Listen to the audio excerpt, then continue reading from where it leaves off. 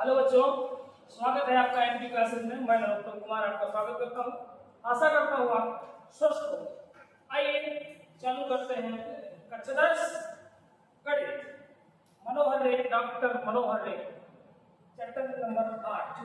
नया अध्याय है, बहुत जोर के साथ, लगन के साथ, मन लगा कर पढ़ने वाले हैं और आप लोग भी मेरा साथ दीजिए, साथ में सहयोग करें और सवालों को दोहराते रहें ताकि बोर्ड परीक्षा की तैयारी आपकी अच्छी होती है।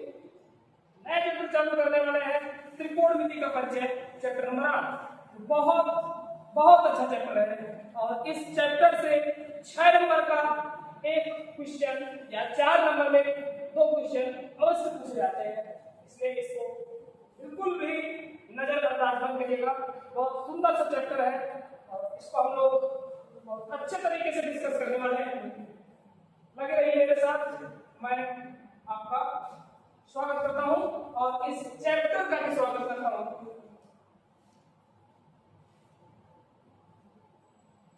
अध्याय 8, चैप्टर 8 में नाम है त्रिकोणमिति का परिचय। त्रिकोणमिति का परिचय। बेटा, त्रिकोणमिति का परिचय में हम लोग इसके बारे में जानेंगे कि त्रिकोणमिति क्या है। त्रिकोणमिति, मिति वाले होता है मापना, मापना। त्रिकोण, त्रिकोण का मतलब 3 कोण और 3 कोणों के सामने की 3 भुजाएं। तो 3 कोण या भुजाएं,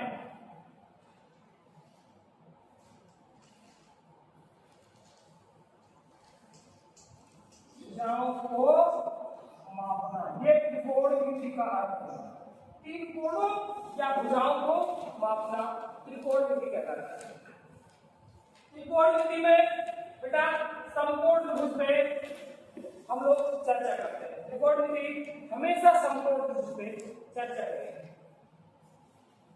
किसी समकोण त्रिभुज में यदि एक समकोण त्रिभुज नाम है ABCD, जिसमें कोण B समकोण है। कोण B क्या है? समकोण, जिसको 90 डिग्री से दर्शाते हैं। यदि हमने मान लिया कोण A के सापेक्ष हम गणना कर रहे हैं, कोण A के सापेक्ष हम गणना करेंगे, सवाल हल करेंगे, तो इसको हमने मान लिया कोण थीटा है। या तो कोण A कह सकते हैं या कोण थीटा कह सकते हैं। अब बात आती है कि समकोण त्रिभुज में जो तीनों भुजाएं हैं उनके नाम अलग अलग हैं। कैसे? समकोण और दिया गया कोण जिस भुजा के साथ बने या जिस भुजा पर आपकी आकृति खड़ी हो, वही तो आधार भुजा होती है। आधार जो भार उठा सके, हमारा आधार हमारे पैर, किसी भी बिल्डिंग का आधार नींव, ये आधार है इस त्रिभुज की नींव। और जो 90 आधार के साथ जो 90 का कोण बनाती रहे उसे लंब बोलते हैं। 90 के सामने वाली भुजा हमेशा कर्ण, किसी भी समकोण त्रिभुज में समकोण के सामने वाली भुजा सदैव कर्ण होती है।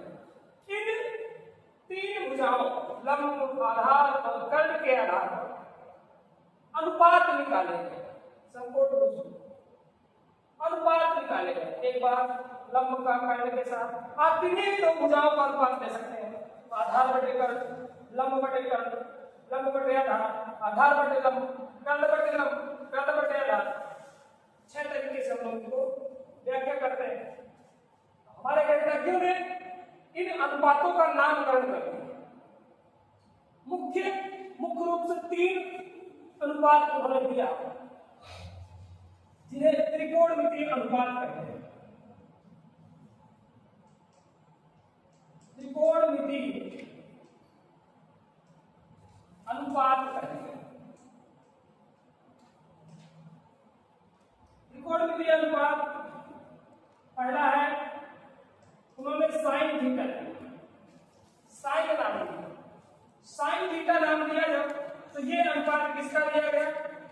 बाद दिया गया लंब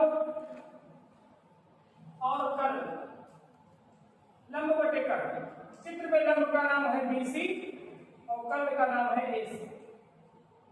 लंब बटे कर्ल से जो अनुपात दिया जाएगा उसे साइन हो जाएगा। दूसरा, एक cos थीटा अनुपात दिया जिसे आधार बटा कर्ल के नाम से जाना जाता है। आधार है आपका AB बटा कर्ल है AC। तीसरा अनुपात उन्होंने जो दिया बहुत मुख्य अनुपात जिसे tan नाम से दिया, tan थीटा जो होता है लंब और आधार, लंब बटे आधार, लंब और आधार। लंब का नाम है BC बटे AB। ये तीन मुख्य अनुपात दिए। अब इनके अतिरिक्त इनके तीनों के अपने अपने विलोम हैं, उन्हें भी दिया गया। जैसे चौथा नंबर tan का विलोम दिया गया, tan का विलोम दिया गया, tan का विलोम दिया गया cot, cot जो हो गया आधार बटे लंब, आधार बटे लंब। ये cot जो है tan का विलोम होता है, या tan को कह दो cot का विलोम होता है। दूसरे में है दिया गया cos का विलोम, cos का विलोम होता है 5वें नंबर में sec, sec थीटा। cos का विलोम कर्ल बटे आधार, कर्ल बटा आधार। ये दिया। इनके भी नाम अगर दिए जाए तो आधार बटे लंब, आधार है AB बटा लंब है आपका BC, कर्ल है आपका AC बटे आधार है AB। इसी प्रकार साइन का भी विलोम दिया गया, साइन का विलोम दिया गया, बोला गया उसका नाम दिया गया cosec, cosec theta, cot sec और cosec। साइन का विलोम जो दिया गया उसे कहा गया कर्ल बटे लंब। कर्ल का नाम है आपका AC, लंब का नाम है BC। ये 6 त्रिकोण के अनुपात दिए गए हमारे गणितज्ञों ने। 6 त्रिकोण के अनुपातों के लंब और कर्ल की भुजाओं के अनुपातों का नाम दिया, लंब और कर्ल का अनुपात साइन बनाया, लंब और आधार का tan बनाया, आधार और कर्ल का cos बनाया। अगर कर्ल बटे लंब कर दिया जाए तो cosec बनाया, अगर कर्ल बटे आधार कर दिया जाए तो sec बनाया, यदि आधार बटे लंब कर दिया जाए तो वह cot बनाया। बहुत सुंदर है। इन सभी चीजों को याद करने के लिए हमारे कुछ विद्वान या कुछ लोगों ने एक ट्रिक बनाई, वो है LAL, LAL बटे KKA। इससे ये 6 के 6 त्रिकोणमितीय अनुपात बहुत आसानी से ज्ञात किए जा सकते हैं, दिमाग में है, ध्यान में रखना है, और सभी त्रिकोणमितीय अनुपात बहुत आसानी से ज्ञात करेंगे। अब L से L फॉर जो है वो लंब है। हिंदी मीडियम वालों को L फॉर लंब है, A फॉर आधार है और K फॉर आप लोग समझ गए होंगे कर। अब इनमें से कैसे कैसे नाम दिया गया? जो लंब और ये बीच में बटा है, लंब बटा कर, लंब बटा कर क्या नाम दिया गया? साइन। इसका नाम उन्होंने साइन दिया, साइन दिया। फिर आधार बटा कर, आधार बटा कर नाम दे दिया कॉस दिया, कॉस। फिर लंब बटे आधार, लंब बटे आधार tan।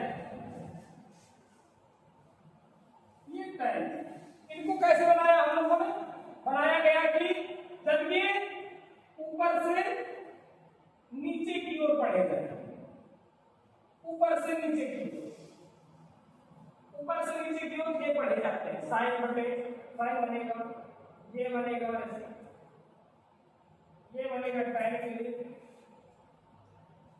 अब जो अन्य तीर है उन्हें नीचे से ऊपर की ओर पढ़ा जाए। जब नीचे से ऊपर की ओर पढ़ा गया, पहले वाले अनुपात कर्ण बटे लंब, कर्ण बटे लंब, साइन का उल्टा, लंब बटे कर्ण, कर्ण बटे लंब, साइन का उल्टा बनता है कॉसेक, कॉसेक थीटा। ये अब यदि इसको उल्टा पढ़ा जाए, कर्ण बटे आधार, ये कॉस का उल्टा, क्योंकि कॉस का होता है आधार बटे कर्ण, तो कर्ण बटे आधार कॉस का उल्टा होता है, इसको बोलते हैं सेक। tan का बनता है लंब बटे आधार और उल्टा कर दिया जाए आधार बटे लंब, मतलब कॉट बन जाए, कॉट ऐसे उल्टा करें, ये नीचे से। ये एक ट्रिक है याद करने, ध्यान में रखने की। एल एल बटे के संक्षेप में हम लोग इसे लाल बटे कक्का उपयोग याद रखने के लिए, एल एल बटे के लाल बटे कक्का। गांव देहातों में कक्का का चलन चलता है, तो बेटा इस ट्रिक से भी याद रखा जा सकता है। पहले नंबर में एल, दूसरे नंबर में ए, तीसरे नंबर में फिर से के लंब बटे कर्ण, आधार बटे कर्ण, लंब बटे आधार, कर्ण बटे लंब, कर्ण बटे आधार, आधार बटे लंब, ये सभी अनुपात याद रखे जा सकते हैं। अब यही पे इसी के चलते हम और आगे बढ़ लेते हैं। कुछ साइन आपके जो मान मिले हुए हैं, साइन थीटा, कॉस थीटा और tan थीटा, इनके बीच में कुछ संबंध ज्ञात करते हैं, गौर करते हैं। इनके बीच का संबंध ये है कि साइन थीटा अपना व्युत्क्रम रखा जाए, लेकिन अगर साइन कॉस थीटा में डायरेक्टली तीनों का संबंध देखा जाए तो एक राशि है जैसे tan थीटा जो बनती है वो साइन थीटा और कॉस थीटा के अनुपात से बनती है। तो tan थीटा का मान आता है वो साइन और कॉस के अनुपात से, ये ध्यान रखने की चीज है, बहुत इंपॉर्टेंट है। tan थीटा बराबर साइन थीटा बटे कॉस थीटा की तरह से। इसी के साथ अन्य कुछ व्युत्क्रम अनुपात है, एक दूसरे के जो विलोम है उनको हम लिखने वाले हैं कि कुछ अनुपात जिनके बीच में संबंध है, जैसे साइन थीटा को 1 बटे कॉसेक थीटा भी लिख सकते हैं। यदि इनको आपस में ऐसे तिरछा गुणा कर दिया जाए, ऐसे गुणा कर दिया भाई, साइन का कॉस में गुणा, कॉसेक में गुणा कर, तो ये बन जाएगा sine theta into cosec theta बराबर 1 बन जाएगा। इसी का व्युत्क्रम अगर जब साइन कॉसेक का होता है तो कॉसेक भी साइन का उल्टा लिख सकते हैं, ये दोनों एक दूसरे के उल्टा हो और इसका भी गुणा करेंगे तो एक ही आएगा। इसी प्रकार साइन के बाद आपका कॉस आता है, कॉस थीटा को लिखते हैं 1 बटा सेक, सेक को यहां ले आएंगे, सेक को यहां ले आएंगे तो कॉस यहां चला जाएगा, यानी सेक थीटा बराबर 1 बटे कॉस थीटा। अब इनका भी गुणा कर दिया जाए, इन दोनों के लिए ये, इन दोनों के लिए गुणा कर दिया जाए सेक और cos, sec theta into cos तो भी मान एक ही मिलेगा। अब रही बात एक और छूट गया है, उसको यहां लिख देते हैं। तीसरा क्या है,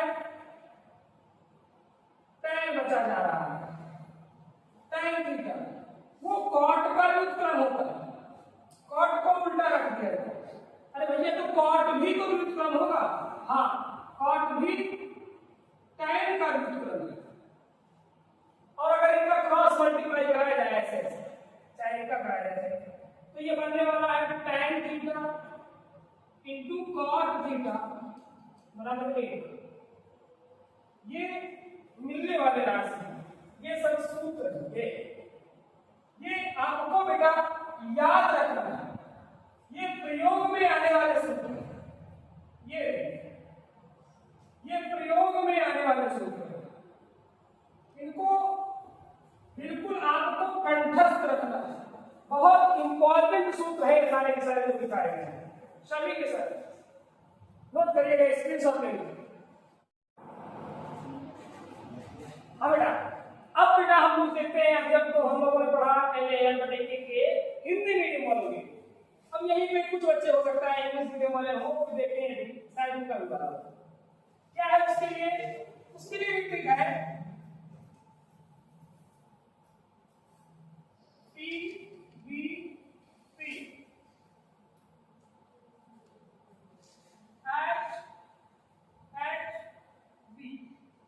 P मतलब होता है परपेंडिकुलर, गलत लिख दिया मैंने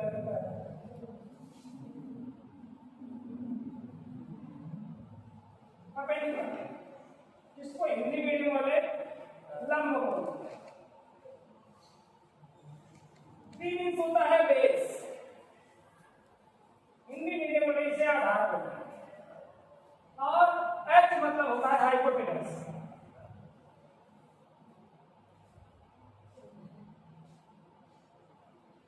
यानी कि इंग्लिश मीडियम वाले हिंदी मीडियम वाले से कर रखते हैं।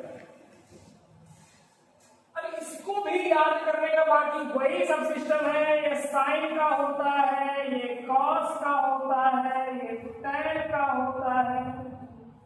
साइन थीटा बराबर perpendicular upon height base hypotenuse, cos theta बराबर base upon hypotenuse, tan theta बराबर परपेंडिकुलर अपॉन बेस।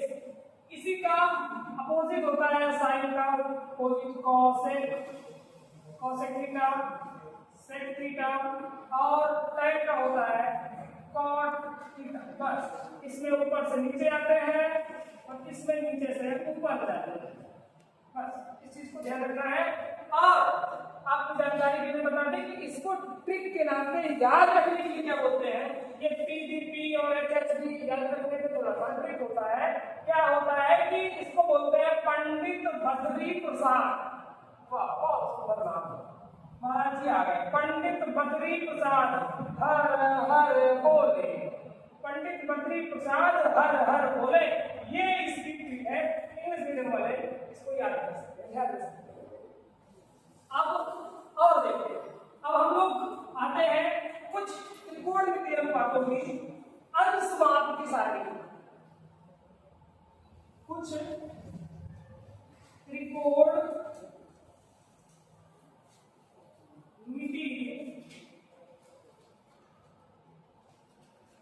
अनुपातों की अंशमाप की सारणी बनाते हैं। थीटा कुछ कोण है जिसमें 0 अंश लिया जाता है, 30 अंश लिया जाता है, 45 अंश लिया जाता है, 60 अंश लिया जाता है और 90 अंश। 0, 30, 45, 60 अंश। इन पे हम लोग गणना करते हैं। सबसे पहले साइन थीटा। जब साइन थीटा के लेते हैं तो बेटा याद रखने के लिए एक ट्रिक है कि आपको गिनती लिखना हो 0, 1, 2, 3, 4। अब हाइट सबसे उच्च नंबर 4 है और सभी में 4 से भाग कर, जब सभी में 4 से भाग कर देंगे और भाग करने के बाद सबका वर्गमूल निकालना,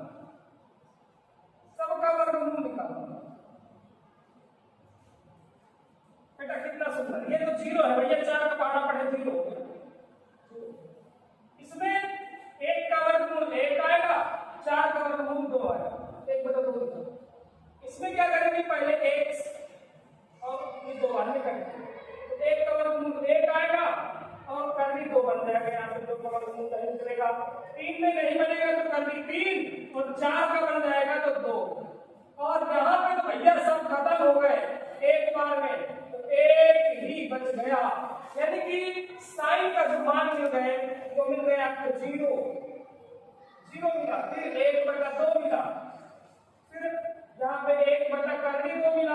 यहाँ मिला 60 अंश में कर दी 3/2 और 90 अंश में 1।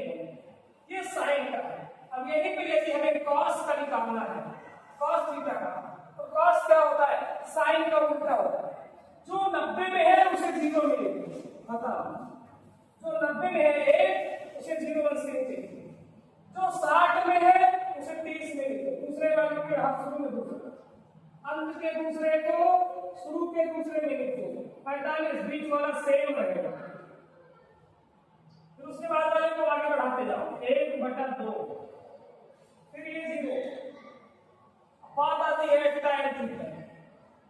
tan थीटा क्या होता है, साइन और कॉस में बटा लगा दिया जाए, पूरी लाइन ऐसे बटा खींच दिया जाए। ये साइन में कॉस का भाग करो, 1 का पहाड़ा बढ़ेगा सब 0 आ जाएगा। इसका करेंगे तो हर कट जाएंगे, 1 और बटे में कर 3 बन जाएगा, 1/3 बन जाएगा। ये पूरा कट गया मतलब 1 बार में, इससे हर कट गया कर 3 बन गया। यहाँ पहाड़ा बढ़ते गए कभी 1 मिला ही नहीं, क्योंकि 0 के पहाड़े में 1 कभी मिलने वाला नहीं है सर। ये बन गया अंश माप के सारे बन गए, ये बन गया। इतना सिंपल सा ये साइन का मान है, साइन